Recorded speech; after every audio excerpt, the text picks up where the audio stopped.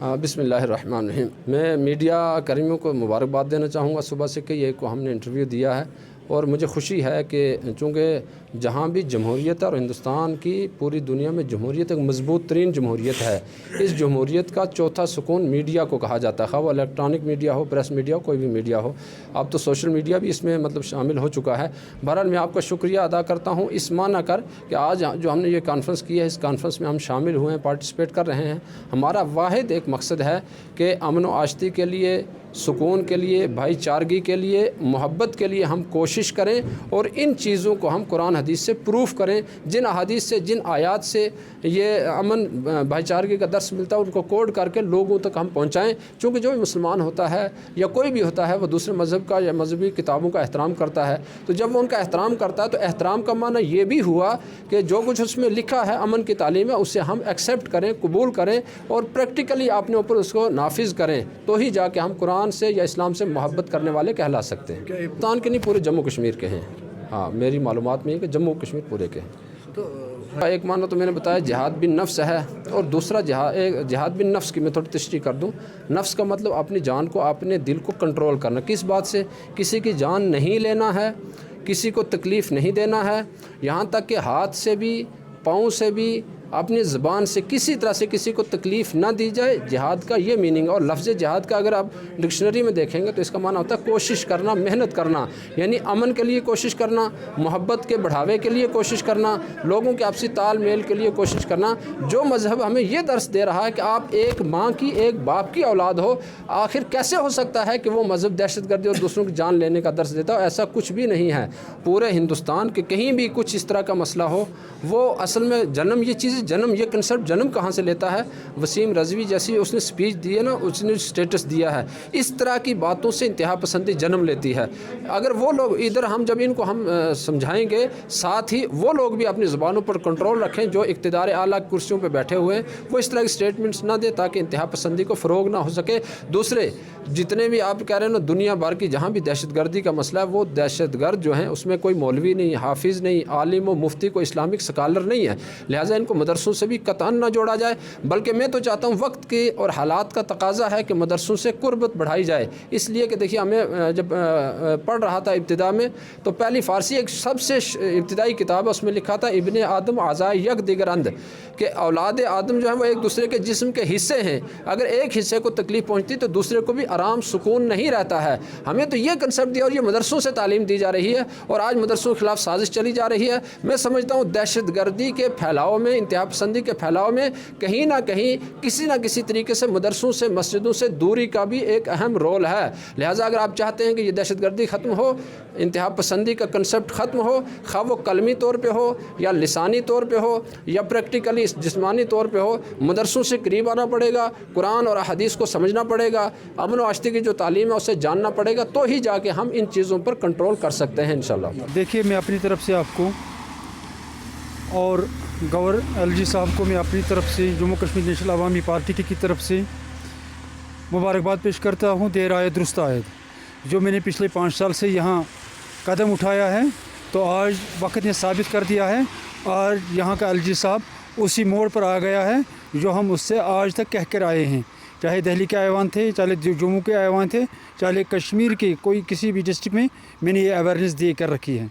तो मैं इसको खैरबाद करता हूँ और साथ ही साथ में यहाँ के मौलवी हजरात वो एक गुजारिश करना चाहता हूँ कि जो आज तक दर्स तदरीस आपने जम्मू कश्मीर के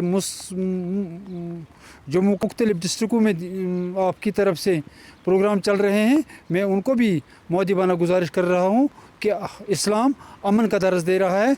इस्लाम टेररिस्ट को बढ़ावा देने के लिए पैगाम नहीं दे रहा है। मैं इसको वेलकम करता हूँ और साथ ही मैं एलजी साहब को कहना चाहता हूँ कि कश्मीर में जितने भी आज तक ब्यूरोक्रेसी रही हैं, जितने भी करप्ट पॉलिटिशियन रही हैं, हमें पहले उनका इजाला करना है, पहले हमें उनकी गिरफ्त मजबूत करनी है, उनको सज़ा देना है। कौम आज वही चाहते हैं, फिर अमन आ जाएगा। सर, मैं बीरवा से ताल्लुक़ रखता हूँ। मैं अपने गाँव का एक पंच मेंबर हूँ। हमें फ़ोन किया गया है कल की यहाँ पे एक मीटिंग हो रही है जिसमें शिरकत करने वाला है, ये क्या बोल रहे इसको, 1 मिनट, एलजी साहब। तो हमें अपने डीडीसी चेयरपर्सन ने फ़ोन किया है सर, तो हम इस वक्त यहाँ पे पहुँच गए हैं इधर। तो तो हमने अपने गांव के जो सरपंच है, पंच हैं और भी दीगर सारे कुछ बंदे हैं, ये बुज़ुर्ग साहिबान, उनको भी हमने साथ लाया है यहाँ पे कि हमारे गांव में बहुत सारी मुश्किलात है, रोड के मुश्किलात है या स्कूल के मुश्किलात है, बहुत सारी मुश्किलात है। अब जब हम यहाँ पे पहुँच चुके हैं, आप खुद भी देख सकते हैं कि बारिश का मौसम है, इस वक्त सर्दी का मौसम है। जो बुज़ुर्ग साहिबान इन्होंने अपने घर से फेरन ला के रखा हुआ है, तो अब यहाँ पे हमें अंदर नहीं छोड़ रहे ये लोग, क्योंकि पता नहीं किसी बंदे ने इनको जम्मू में बोला हुआ है कि आप फेरन पे बैन लगाइए। अब समझ में नहीं आ रहा है कि कल हम जैकेट पहनेंगे, इस पे भी बैन लग जाएगी, कल हमारी बहन यहाँ पे कुछ और लगाएगी, सर के ऊपर दुपट्टा लगाएगी तो उस पर भी बैन लग जाएगी। समझ में नहीं आ रहा है कि अगर कश्मीर के बंदों को ये लोग बोल रहे हैं कि हमारे अपने जवान हैं, अपने बुज़ुर्ग हैं, अपने माँ बाप हैं, अब जब बुज़ुर्ग लोगों के फेरन के ऊपर बैन लगी है, कल पता नहीं हमारी बहनों के ऊपर भी बैन लग जाएगी। मैं आपसे हालात के बारे में मैं आपसे ये बात करूंगा कि हालात सुधारना जो है ना वो लोगों का ही काम है। अगर हम मिलजुल कर चले तो हालात सुधर सकते हैं। हाँ, मगर हम इसमें भी वो खोट अपनी तरफ से कोई बात गुस्साएँ निकालें तो फिर हालात सुधरें कि वो अब जो बाहर से हमारे यहाँ उलमा आए हैं, हम उनका खैर मकदम करते हैं। हम भी आए हैं, हम भी अपने इदारों की तरफ से गवर्नर साहब के पास अपनी बात को रखेंगे।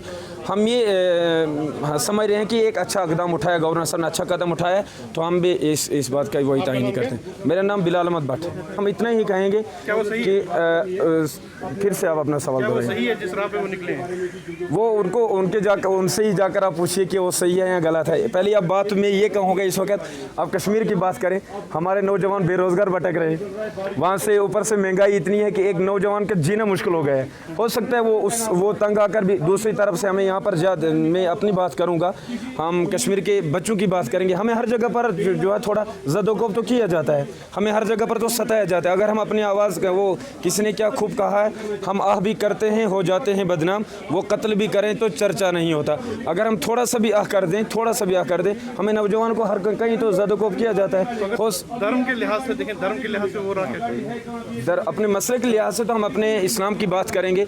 हमारे मसलक ने हमेशा यही भाईचारगी, अखुवत और मोहब्बत का पैगाम दिया है। दीन में ऐसी कोई बात नहीं है, कुरान में ऐसी कोई बात नहीं है। कुरान तो दीन तो अव्वल से ही अखुवत की बात करता है। हमारा इस्लाम तो हमें यही कहता है कि आप एक दूसरे के काम आइए। हमारे इस्लाम ने तो कहीं ये नहीं कहा कि दिन में वो उठना चाहिए, ऐसा तो कुछ बात नहीं है। हाँ, जिन्होंने वो वीडियो अपलोड हुई थी, हम आपके वसात से उनको भी जवाब देना चाहते हैं कि वो दोबारा से जो है वो, मुझे लग रहा है वो अभी नाबालिग है जिसने वो वीडियो दिया था कि ऐसे ऐसे इदारों में सिखाया जाता है, वो पहले बालिग बन जाए, फिर आकर हमारे उलमा से बात करें, हमें दिखाए कि अल्लाह नौज़ बिल्ला कुरान में किस जगह पर ये लिखा है कि कुरान नौज़ बिल्ला दहशतगर्दी की दावत देता है। ऐसा कुछ नहीं है। ये फंक्शन पे आप आए हैं, इसके बारे में कुछ जानकारी है आपको? क्या फंक्शन है? नहीं। तो आप क्यों आए, मतलब किसने बोला आपको? बुला चेयरमैन साहब क्या बोला, कहाँ जाना है? संतूर होटल। वहाँ पे क्या है, कुछ तो बोला होगा क्यों जाना है? कोई फंक्शन है गवर्नर साहब के साथ। तो क्या करना है, बात करनी है गवर्नर साहब? ये बोला बात करें। पता नहीं क्या करना है उधर। उसने बोला चेयरमैन साहब को वहाँ संतूर आओ, इसीलिए हम आए थे यहाँ संतूर होटल पे। मतलब फंक्शन क्या है, प्रोग्राम क्या? पता नहीं है, नहीं कुछ पता नहीं है फंक्शन क्या है, ठीक है ये तो पता नहीं है जी। फेरन भी अंदर अलाउड नहीं है, फेरन आप नहीं पहन के जा सकते? नहीं। पहले फेरन के साथ हम अंदर गए। अब ये कह रहे हैं बाहर फेरन रखो, अब ये कह रहे हैं अभी नहीं, पहले हम अंदर से आए। हाँ, अब हम कह रहे हैं कि फेरन बाहर रखो। अब हम गाड़ी में कि आपको बुलाया जा रहा है, फिर उसके बाद में कपड़े भी पहन के नहीं अंदर जा सकते, फेरन निकालो, फिर ये सब करो, ठीक है, चलता है? चलता है, फिर क्या, ये इनकी मर्जी है। हाँ, जो ये काम चलाएगा वही चलेगा यहाँ की। कश्मीर को ज़्यादा ये फेरन पहनते हैं ना, इसीलिए हम फेरन पहन के आए। आप यहाँ पे क्यों आ रहे हैं, मतलब किससे बात करनी है? गवर्नर साहब से बात करनी है, मीटिंग करनी है, बात क्या करना है? कुछ नहीं, हमने चेयरमैन साहब ने बुलाया, नज़ीर अहमद खान साहब ने हमें बुलाया, आज हमारी फंक्शन है यहाँ पर इस होटल में, आप आओ। फिर हमने गाड़ी घर से निकाला और हम यहाँ पहुँच गए, क्योंकि हम उसके बहुत फ़ैन हैं। हाँ, इसलिए हमें आए। किस चीज़ के चेयरमैन है वो?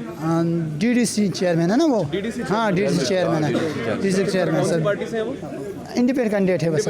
हाँ। ठीक है। आपका शबीर कहाँ से रहते हैं? संगरवानी से, आप यहाँ पर आए हैं डिस्ट्रिक्ट पुलवामा। फंक्शन के बारे में जानते हैं आप कि कहाँ पे आए हैं, क्या फंक्शन है यहाँ पे? सर वो आगे हमारे साथ बंदे थे, मुझे पता आपको नहीं पता क्या? नहीं, मुझे बोल। आपको यहाँ पे क्या बोल के लाया गया जी? आप क्या सोच के यहाँ पर आए, मतलब जिसने आपको लाया वो क्या बोला, उन्होंने क्यों जा रहे हैं? वो तो कुछ प्रोग्राम है, मुझे कोई पता नहीं। कोई पता नहीं है क्या प्रोग्राम है? तो क्या बोला, क्या मिलेगा, क्या होगा यहाँ पे? कुछ नहीं, मुझे कुछ नहीं बोला।